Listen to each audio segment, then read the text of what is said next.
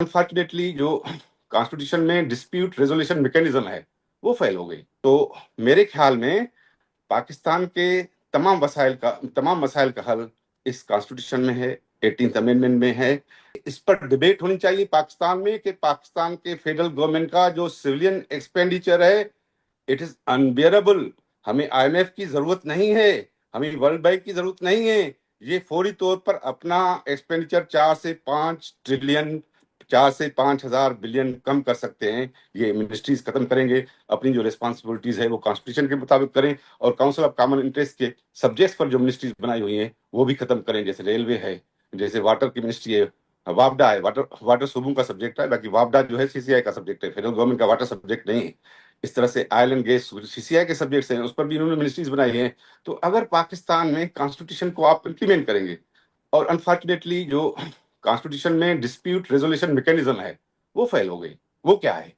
Dispute resolution mechanism है ये है कि supreme court to the exclusion of every other court shall have original jurisdiction in any dispute between two और more provincial and federal governments. Supreme court का काम ही है, fundamental rights की जुरिसडिक्शन हाई कोर्ट के पास है, लेकिन उन्होंने टेक ओवर किया हाई कोर्ट को, ब्यूरोक्रेसी ने टेक ओवर किया सूबों को। वहां भी जो है फेडरल ब्यूरोक्रेसी से जो है वो सूबों में फेडरल ब्यूरोक्रेसी के लोग जाते हैं, वो एग्जीक्यूटिव अथॉरिटी एक्सरसाइज करते हैं। और सुप्रीम कोर्ट ने अपना काम छोड़कर 73 में कोई सूबा, कोई फेडरल गवर्नमेंट एक भी केस नहीं ले आई सुप्रीम कोर्ट के पास जो उनकी ओरिजिनल जुरिसडिक्शन। तो फिर डिस्प्यूट रेजोल्यूशन जो फोरम है हाईएस्ट पाकिस्तान में, वो अगर फेल हो जाए तो बलूचिस्तान में इंसर्जेंसी नहीं होगी, तो खैबर पख्तूनख्वा में जो है वो डिसअफेक्शन नहीं होगा, सिंध में रीजनमेंट नहीं होगी, पंजाब में डिवाइड नहीं होगा।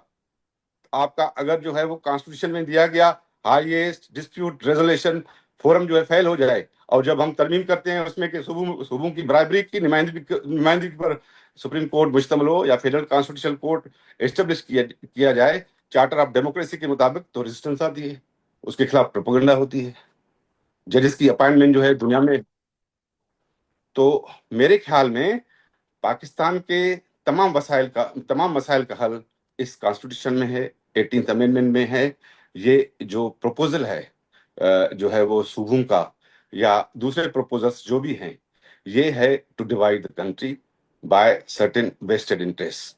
तो ये अवाम के खिलाफ है, ये साजिश है अवाम के खिलाफ कि आप जो है उनको क्वेश्चन कर रहे हैं कि आपका एक्सपेंड, और ये क्वेश्चन आया है अभी इस साल पाकिस्तान पीपल्स पार्टी ने एहतजाज किया सेनेट में भी और कौमी असेंबली में भी, दूसरे फोरम्स में भी, गवर्नमेंट के साथ भी, कि भाई आपका एक्सपेंडिचर बहुत ज्यादा है। लास्ट ईयर जो एक्सपेंडिचर था फेडरल गवर्नमेंट का वो 18.8 ट्रिलियन था। अभी इस साल इन्होंने 1.3 ट्रिलियन एक्सपेंडिचर अपना कम किया हमारे प्रेशर पर। अभी जो एक्सपेंडिचर है फेडरल गवर्नमेंट का वो 17.5 ट्रिलियन है। हमारा ये कहना है कि this is also too high, आपको इसको जो है वो नीचे लाना चाहिए। तो फौरी तौर पर सूबे भी जो है प्रोग्रेस करेंगे, और फेडरल गवर्नमेंट जो है कॉन्स्टिट्यूशन के मुताबिक होगी, 18th अमेंडमेंट के मुताबिक होगी। अभी जो एनएफसी पर जो है वो डिस्कशन वन वे है कि भाई सूबे ज्यादा ले जाते हैं, जो एक अनफाउंडेड बात है, जो अवाम के साथ फ्रॉड किया जा रहा है कि सूबे पैसे हैं ही सूबों के। इसके पीछे सूबों की जो स्कीम है, इसके पीछे डिवीजन का जो है वो है कॉन्सेप्ट कि मुल्क को डिवाइड किया जाए, और ये एंटी स्टेट जो है वो काम है। और मुल्क के अवाम को, चारों सूबों के अवाम को फाइनेंशियल पोजीशन से आगाह न किया जाए, और सिविलियन एक्सपेंडिचर जो ब्यूरोक्रेसी का, फेडरल ब्यूरोक्रेसी का है, वो कम न किया जाए, और अवाम को जो है वो डार्क में रखकर आईएमएफ और वर्ल्ड बैंक की थ्रेड देखकर जो है ये काम कराया जाए कि हम सूबों की बात आती है या लोकल गवर्नमेंट की बात आती है। What the federal government has to do with the entity of the provinces, integrity of the provinces or the local government, ये तो provincial सब्जेक्ट है। आप अपना काम करें। जब आप अपने काम में फेल हो जाते हैं, जब आप जो है वो ज्यादा एक्सपेंडिचर करते हैं, जब आप सूबों पर बर्डन बन जाते हैं, और फेडरल और लास्ट पॉइंट के 18th अमेंडमेंट में आइन में ये पॉइंट दी गई, the shares of the provinces in all federal services, corporations and autonomous bodies shall be insured and any omission in the past shall be rectified. उस पर भी अमल नहीं हुआ। Federal bureaucracy is not representative, it's not federal. तो ये जो 18th amendment में दो नुकात रखे गए हैं डेवोल्यूशन के और रिप्रेजेंटेशन के, मेरे ख्याल में इसका थ्रेट है ब्यूरोक्रेसी को। इसकी वजह से ये डिफरेंट स्कीम्स आ रही हैं अवाम को डिवाइड करने के लिए।